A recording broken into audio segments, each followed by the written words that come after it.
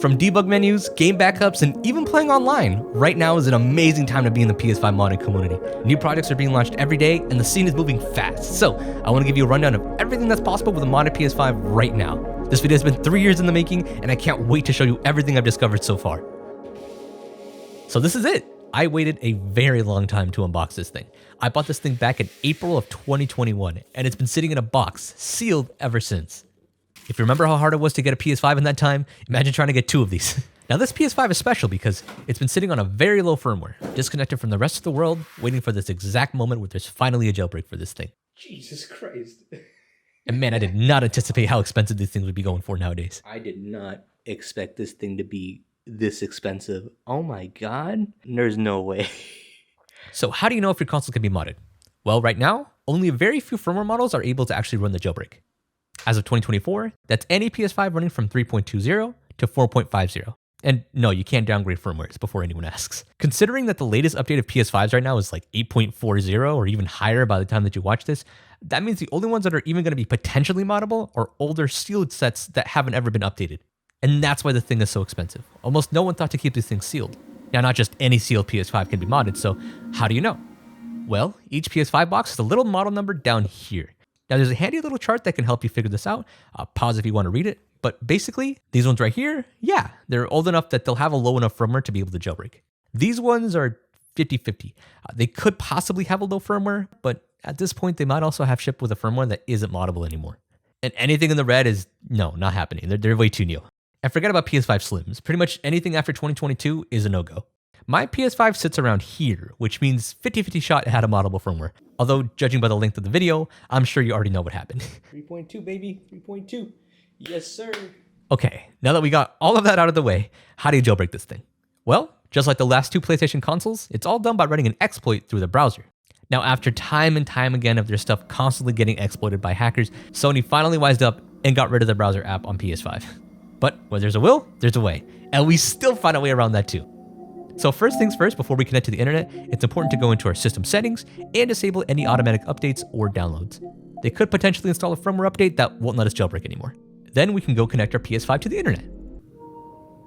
Now, if you see this pop-up show up saying that it's downloading a firmware update, don't worry, you can just delete it from the downloads menu.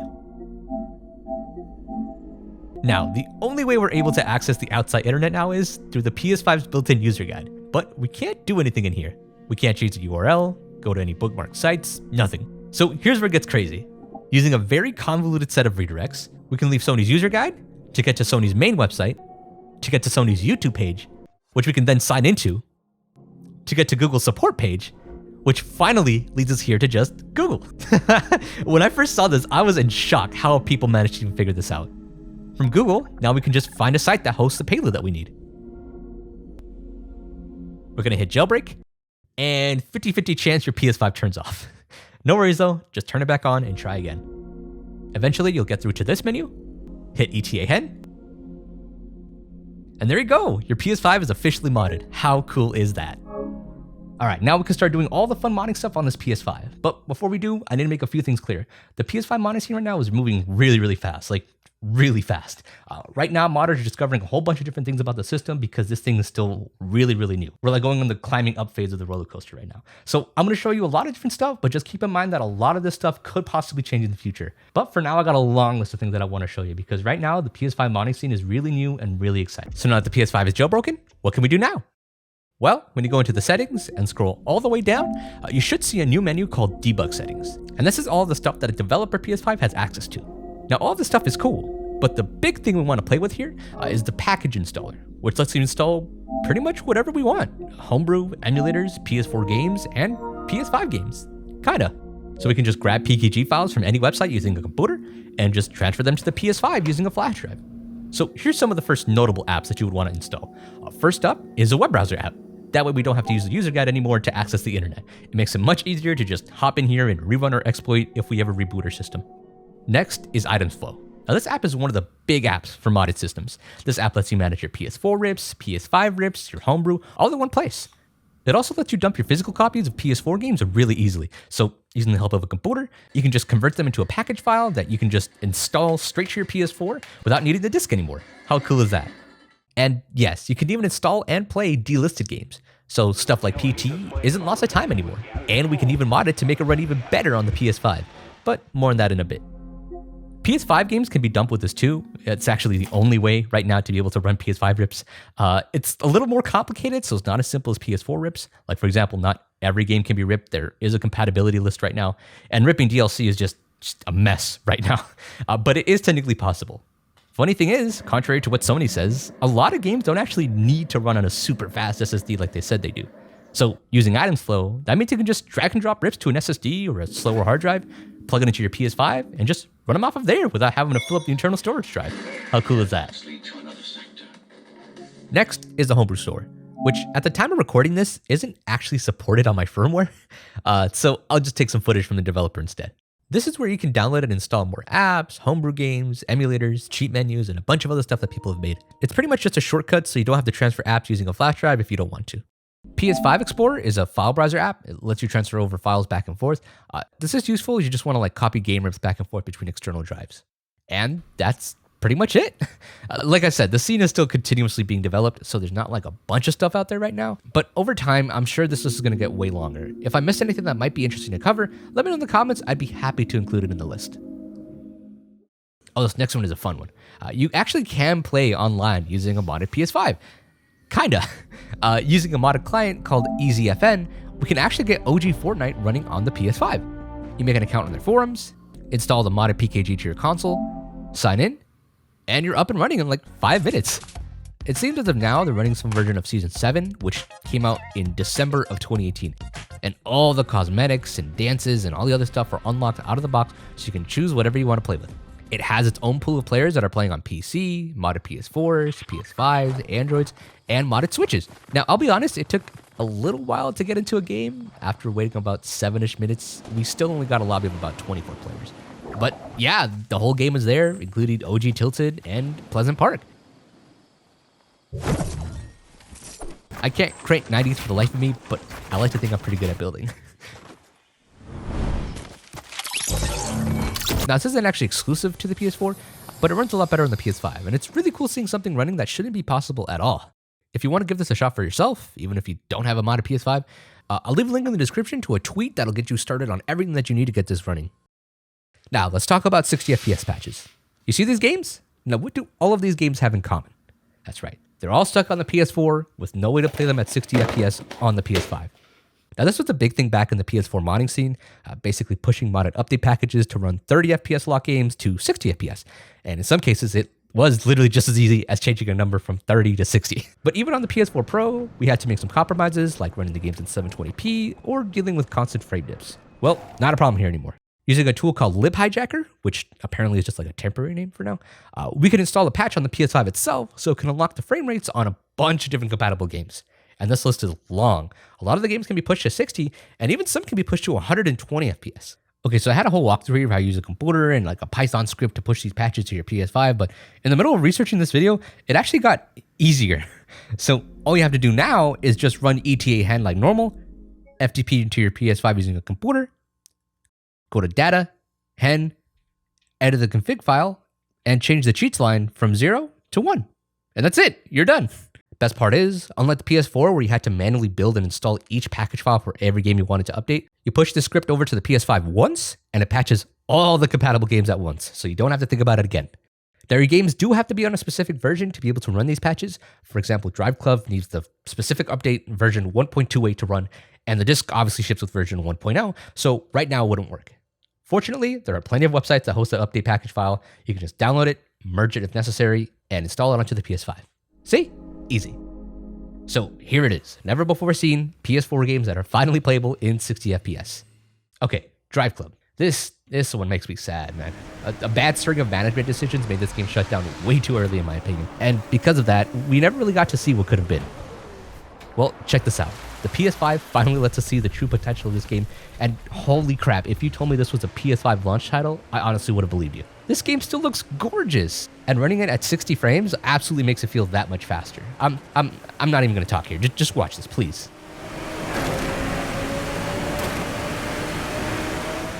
Now, I'll be honest, I always wanted to try Red Dead 2. I've heard phenomenal things about the game, but honestly, every time I try to play it on my PS5, I get put off by the frame rate. Usually 30 FPS isn't a problem for me, but on Red Dead, for some reason, it feels particularly sluggish and choppy, and I can't for the life of me figure out why. Now, obviously, if you have a beefy PC, I'd highly suggest just playing it there, where you can just run it at like 16K, 400 FPS and all that, but hey, this is a PS5 video, don't question. Now, at this point, it's been almost 6 years since this game came out, and we haven't seen a PS5 patch, so it's safe to say that either they don't feel like it's necessary, or they're planning on re-releasing a remastered version for the PS5 where they charge you another $60 to get it. Well, too bad, Rockstar. Here it is, running on the PS5, and sure enough, it absolutely gets rid of the sluggishness that I was talking about. Running in this way, it almost feels like GTA 5, honestly. This is honestly just a really neat proof of concept to show that the PS5 is more than capable of running this thing at 60 frames. Although I do feel like we as consumers eventually have to start putting our foot down. It's getting aggravating that they can just re-release the same games for $60 and know that they can get away with it because, oh, hey, they unlocked the frame rate now. The Order 1886 is also one of those really visually stunning games. I remember when the PS4 first came out, this is what convinced me that we're heading towards next gen. The cutscenes, the ambiance, yeah, this stuff straight up couldn't be possible on a PS3. Unfortunately, it flopped, mostly because $60 for a single-player game wasn't really common at the time. And coming from a new IP, no one really wanted to take a gamble on that. And because of that, it was abandoned pretty quickly, forever stuck on 30 frames. Well, now it's liberated, and this really opens up the game. It feels phenomenal and looks just as good as I remember it.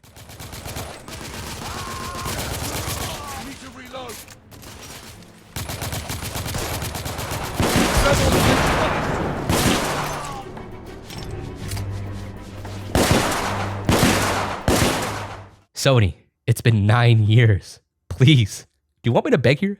Look, it's no secret. Bloodborne, arguably best Souls game of all time, still forever stuck at 30 frames.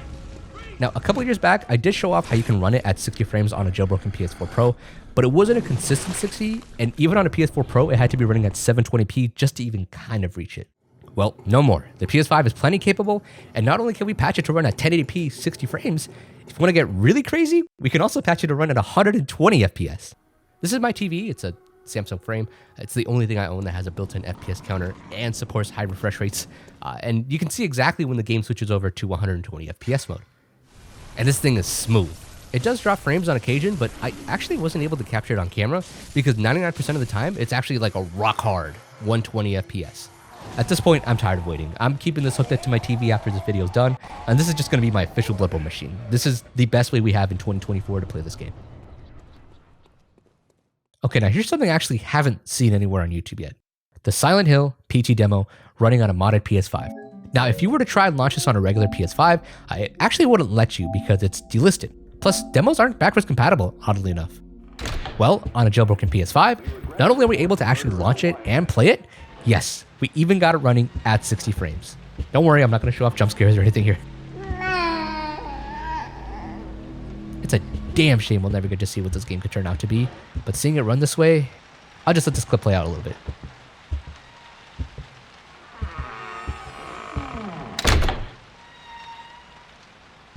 Okay, so this tool that allows these 60 FPS patches to all be possible. It also has another really neat feature that allows us to access dev menus on certain PS5 games, which are just, in the simplest terms here, basically just mod menus that developers use to test out their game, but are usually patched out for the full release of the game. There's 2 games that work on the PS5 right now, the Uncharted Lost Legacy collection, which I don't have, and Demon's Souls. Luckily, I actually have Demon's Souls, so let me show you what you can do. So when you activate the dev mode, the first thing that shows up is a menu asking you what you want to access. 0 lets you just select whatever level you want. Number 1 launches the game like normal, and 3 or 4 just have like model viewers and stuff like that. And there's a lot of stuff to explore here. A lot of testing levels that were never really designed to be seen by us normies. Clicking an L3 and R3 gets you back to the main debug menu. In normal walkthrough mode, you can do a bunch of crazy stuff. For example, pressing the lower left side of the touchpad, you can freeze the game and look around the map. It's kind of nice being able to basically have a free mode camera to see how they designed everything. And pressing on the top left of the touchpad opens up another debug menu that lets you control a whole bunch of other stuff. Now, I only mentioned these button presses because there's very little documentation on all of this, so I had to figure this all out on my own. Now, there's a lot of stuff to discover here. It has menu for character build, so they can test out that everything works for every playstyle.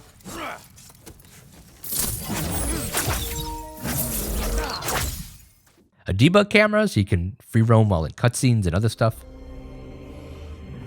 This is the Nexus. And there's a lot of other secrets here too, surprisingly. Like, for example, even though this is a PS5 exclusive, they already programmed in fixed resolutions for PS4 and PS4 Pro. I want to keep exploring what else I can find on here, so right after I upload this video, I'm going to be hopping in my Discord and sharing my screen so we can experiment with the debug menu, and hopefully you guys can help me discover some more stuff. Link in the description if you want to join. It should be fun. Now, I won't lie to you, the PS5 is still relatively new, and I'm assuming less than a couple hundred people actually have modded PS5s right now, so development for these cheats and mod menus are kind of slow right now. But I assume that the compatibility for these games and mod menus and all that stuff will get better as time goes on. Okay, so I saw that a lot of you guys had some questions about the process on my Discord, so I'm going to look through here and like just rack off a few of the common ones I keep seeing every now and then. Okay, so the first two big ones that I keep seeing over and over again is, can I still play online with this, and will I get banned for doing this? So here's the thing.